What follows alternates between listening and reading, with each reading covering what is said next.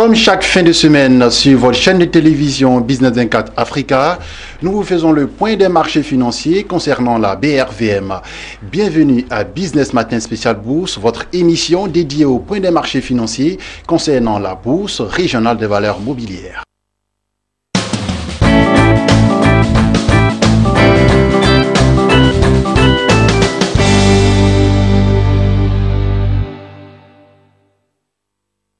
Et pour faire ce point des marchés financiers concernant la bourse régionale des valeurs mobilières BRVM, nous sommes toujours en compagnie de notre spécialiste des marchés financiers, Lodamas. C'est avec lui que tout au long de cette émission, nous vous donnerons les tendances au niveau de la BRVM. Lodamas, bonjour. Bonjour Max. Comment se présente la semaine au niveau des marchés financiers? Bon, la semaine se présente bien dans l'ensemble. Et avec votre permission, nous allons entrer dans les détails tout à l'heure. Et c'est maintenant par les indices principaux.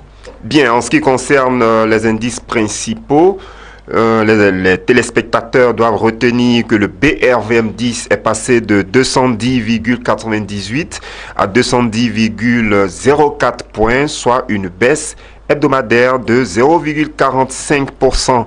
Le BRVM Composite a clôturé son parcours en affichant une cotation de 234,75 points, soit une évolution hebdomadaire de 0,99%. On poursuit avec les indices sectoriels. S'agissant des indices sectoriels, nous notons tout de suite que le BRVM Industrie a progressé de 0,30%, le BRVM Service Public a baissé de 0,6%, le BRVM Finance a évolué de 0,31%, le BRVM Transport a affiché une baisse hebdomadaire de 2,14%, le BRVM Agriculture a augmenté sa valeur de 7,37%, le BRVM Distribution a évolué de 11,59% et le BRVM Haut secteur s'est amélioré de 5,56%. Alors, on va parler à présent des 4 plus fortes hausses et des 4 plus fortes baisses. On commence d'abord par les 4 plus fortes hausses. Ok, en ce qui concerne les 4 plus importantes progressions de la semaine, il faut tout de suite savoir que Vivo Énergie Côte d'Ivoire a terminé à 1425 francs CFA, soit une hausse hebdomadaire de 42,50%. Le titre SMB Côte d'Ivoire est passé de 11 800 à 13 600 francs CFA, soit une hausse hebdomadaire de 15,25%.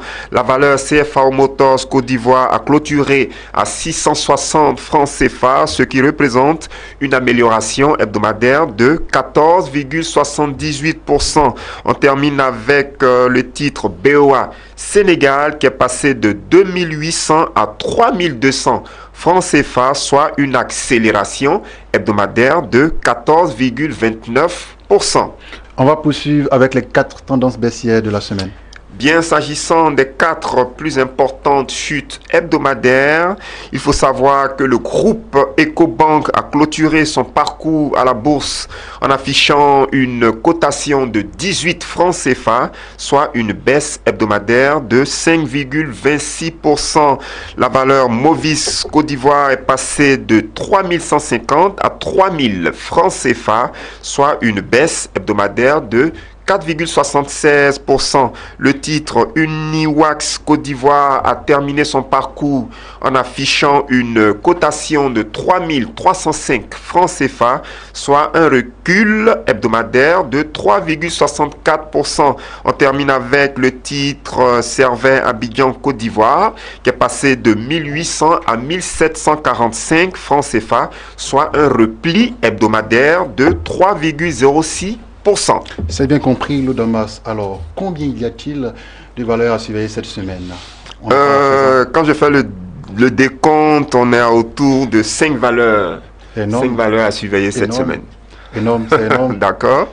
Alors, qu'est-ce qui justifie ce nombre-là? Alors, nous avons 3 valeurs du Burkina et 2 valeurs ivoiriennes. 3 valeurs du Burkina parce qu'actuellement, la situation sécuritaire au niveau du Burkina est un peu tendue et nous souhaitons faire un commentaire là-dessus. Alors, on rappelle toutefois qu'au niveau du Burkina, le pays a été l'objet d'une attaque au niveau de l'ambassade de France. Oui. Également au niveau des forces armées.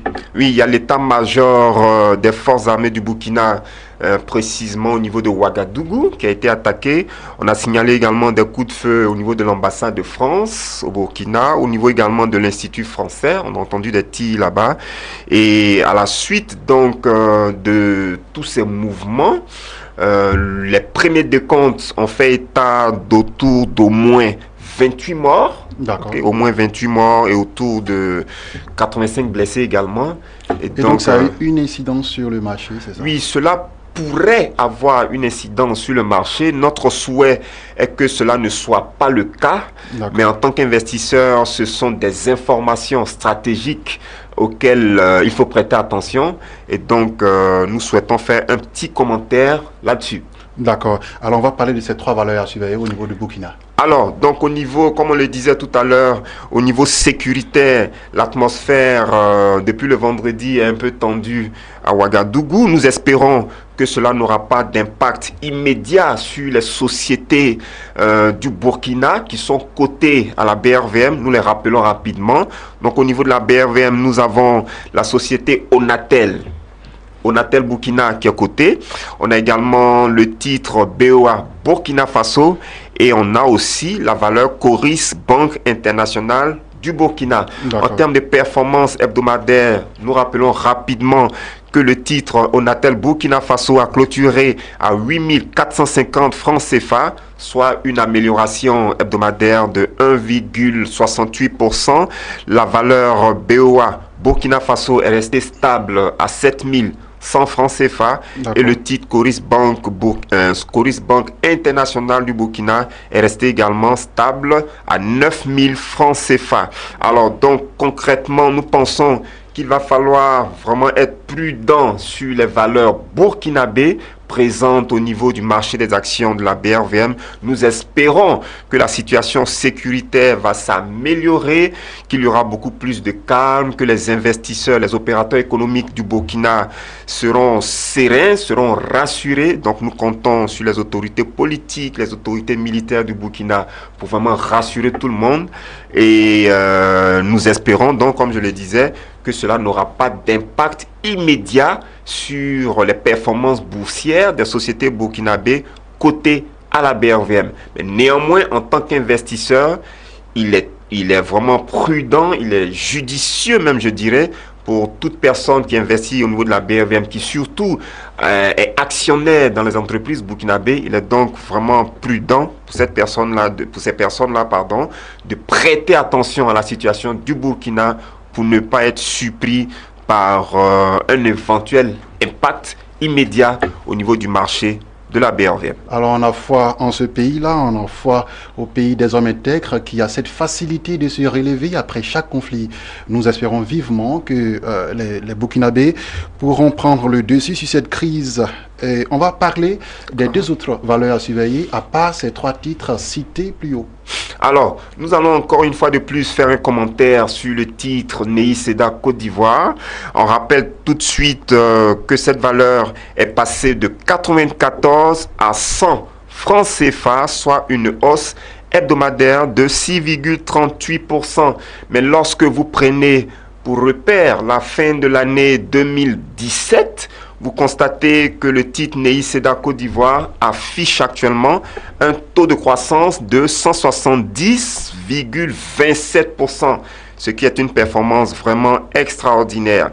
Donc, on remarque que le titre est toujours au niveau d'un canal haussier, donc on a une forte progression sur ce titre, mais nous avons prêté attention à d'autres détails et il nous semble important de relever ceci. En fait, depuis le mardi 27 février, on note que le titre Neyi Seda semble avoir atteint ce qu'on appelle un pic, ce qu'on peut appeler aussi une zone de résistance. Qu'est-ce que je veux dire concrètement?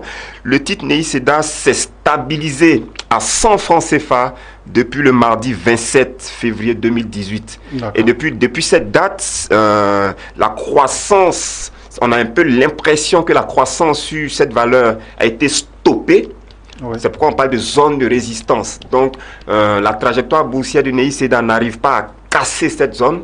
Donc on a une sorte de zone de résistance et nous pensons qu'il va falloir prêter vraiment attention à cette zone parce que si jamais, si jamais le titre n'arrive pas à franchir cette zone, nous ne serons pas étonnés de voir par exemple l'éclosion d'un mouvement de correction sur la valeur NEI-CEDA Côte d'Ivoire à partir de cette zone-là.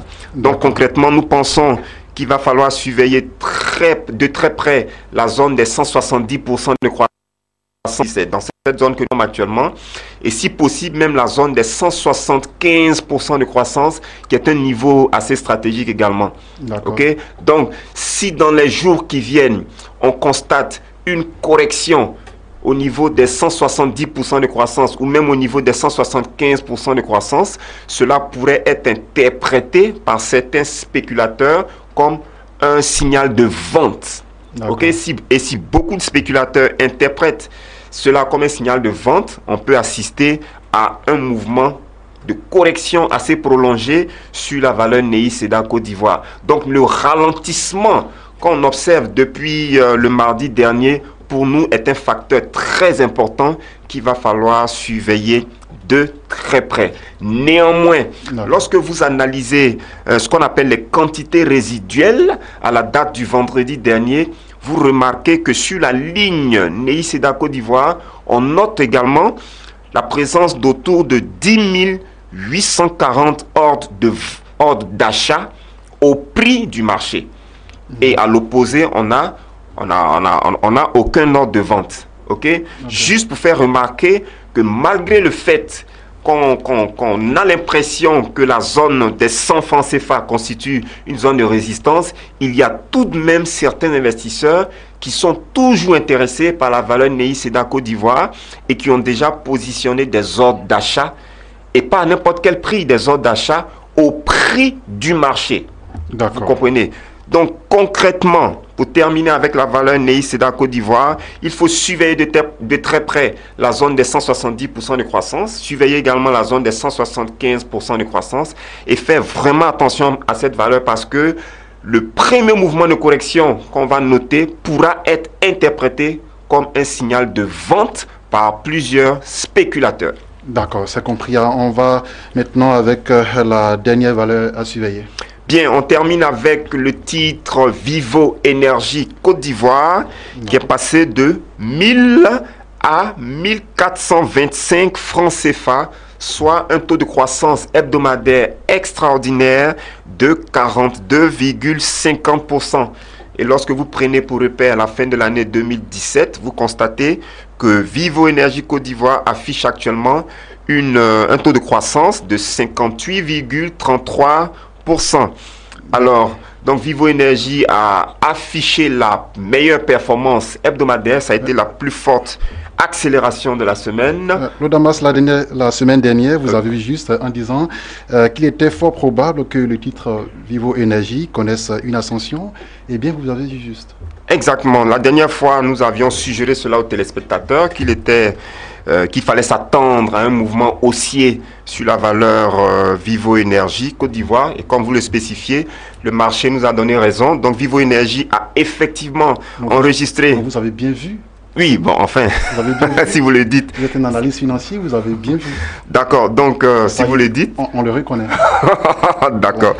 Merci pour... Le marché est imprévisible et quand il y a les bonnes lectures, il faut le dire. D'accord. Là, vous avez bien lu. Je note vos encouragements et je vous suis reconnaissant. Allez-y. D'accord, donc on poursuit notre analyse pour dire qu'effectivement, on avait anticipé un mouvement de hausse sur Vivo Énergie. Le mouvement s'est concrétisé et nous pensons qu'il est fort probable que ce mouvement se poursuive encore dans les jours à venir.